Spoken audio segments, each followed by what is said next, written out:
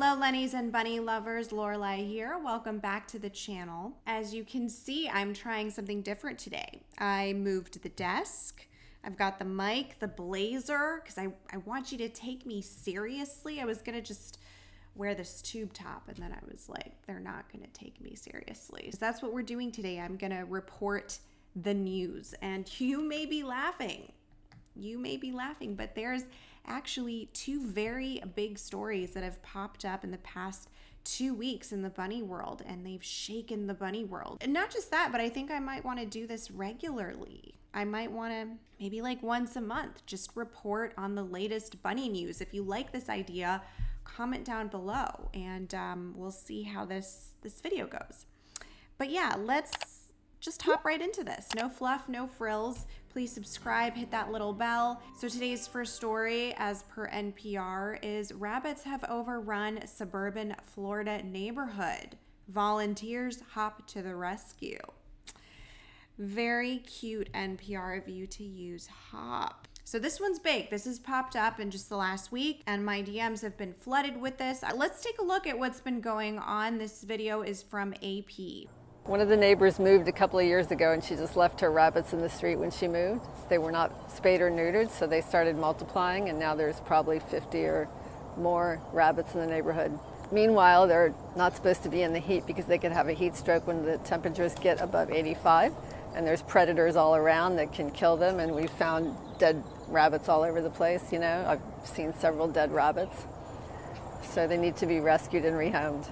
So basically 2 years after lionhead rabbits were let loose, the rabbits now outnumber the 81 homes in this neighborhood. Now, allegedly, some of these Floridian residents have threatened to shoot, kill, and feed these rabbits to their snakes. One of the main concerns is that with lionhead rabbits, they've got very thick manes that are really not made to sustain hot and humid weather. So as a result, a lot of these bunnies have been digging holes to avoid the hot sun and the heat. And of course, residents have been mad about all the holes and the rabbits grazing on the lawns. Well, every morning the first thing I do is get up and cover up the holes and chase them out of the backyard too. But, you know, I'd like them. But I just wish they would live somewhere else. But the real heroes of this case are the nonprofit organizations that have come together to rescue these bunnies. That's what should be done. Not kill or feed them to snakes or let them roam around. That is the problem with the lack of education surrounding bunnies, is a lot of folks just think that they belong outside and that they're fine, but they're really not. And I've dedicated 7 years of my life on this platform to trying to undo that perception. Because as we know, domestic rabbits cannot survive out in the wild. They are completely dependent on humans for food, shelter, water, and a consistent temperature. That's right, bunnies cannot regulate their own temperatures, which means they can overheat very easily. If these bunnies are not killed by predators, they'll be killed by something else. Getting hit by a car, poisonous plant life, overheating, freezing, etc. There are a couple rabbit rescues involved in this case, if I'm not mistaken, but NPR specifically talks about East Coast Rabbit Rescue. When this article was written, the group had already managed to rescue 19 of the rabbits, 3 of which were pregnant. And so you can imagine, let's just say 3 bunnies give birth to 8 kits on average. Then you've got 24 new rabbits in addition to the 19 that are rescued. So you can see how these bunnies can easily multiply into the hundreds very, very quickly. Now, this organization claims they'll need at least $40,000 to be able to capture, neuter, spay, vaccinate, and microchip over 100 rabbits and counting. And I believe it. I will link the organizations involved in this case. If I miss anything, please let me know, and I will also link the GoFundMe. I am sure that these organizations will appreciate any sort of volunteer work, whether it's, helping transport, donating items. helping to capture, etc.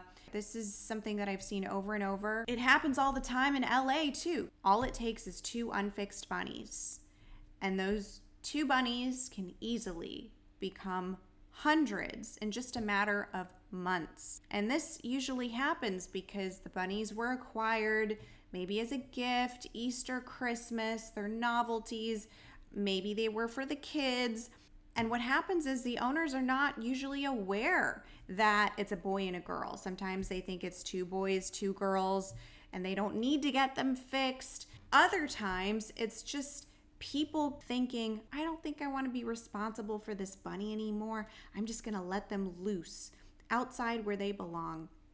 And that's just such a common misconception that the bunnies belong out there in the wild. They're so fragile. I still can't conceive how someone can take a fluffy little creature like that and just put it on the street. Now this takes us to our next story, which is the fatal RHDV2 rabbit virus killed 2 unvaccinated rabbits at the Chicago CuddleBunny business. And now if you've never heard of CuddleBunny, they went viral a few years ago during COVID. There were a lot of TikToks made about them. Is this the most unique activity in Chicago? For just $18, you can spend an hour cuddling bunnies. This place is called CuddleBunny in Lakeview. You just have to follow these 5 bunny rules and wash your hands before seeing. And basically it's a facility that you can visit, pay money for a half hour or an hour to cuddle with bunnies. It's exactly what it sounds like. Think of it like a bunny cafe without the cafe. Now, CuddleBunny was also a bunny boarding facility, so you could board your rabbits there while on vacation, and a popular destination for bunny lovers in the Midwest. I myself was scheduled to visit them actually a few days from now. I was going to film a video there. So 2 Polish rabbits, sisters named Tia and Tamara, died from RHDV2, confirmed CuddleBunny owner Barbara Burdick. They were resident rabbits rather than boarded rabbits. Now, a lot of the public and the rescue community in Chicago has been upset because Barbara, a couple years ago when the vaccine came out, requested donations so that she could vaccinate all of her rabbits. In fact, one very generous donor had gone on to provide $1,000 to the donation pile. And people are now wondering, well, what happened to that money? Why were Tia and Tamara not vaccinated? And that's a very good question that I have myself. Now, RHDV2 is fatal. There are no warning signs, there's no symptoms. Your rabbit basically drops dead. Oftentimes, what you'll find is a bunny laying down with blood everywhere. Humans can carry RHDV2 on them, although it doesn't affect humans, but it can stay on your shoes, hands, and clothes for up to 2 weeks. Hand washing just won't cut it. So even if you don't keep your rabbits outside, get your rabbits vaccinated because you could track it in somehow. Lennon gets vaccinated every year, and I've made 2 extremely important videos on RHDV2. One, which describes RHDV2 that I'll link in the iCard, and 2, a video of Lennon getting her first vaccine, which is very important for those of you who maybe want to see what the process is like.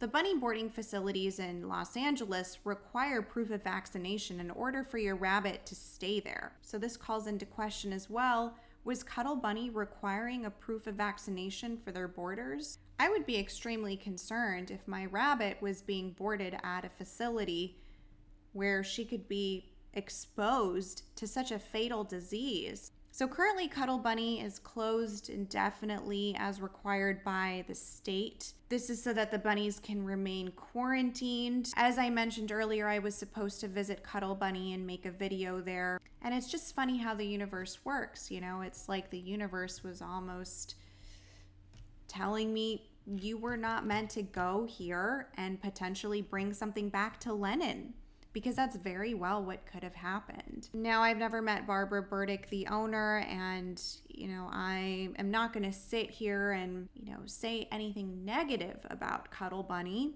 I'm simply regurgitating what has already been reported and questioning what should be questioned.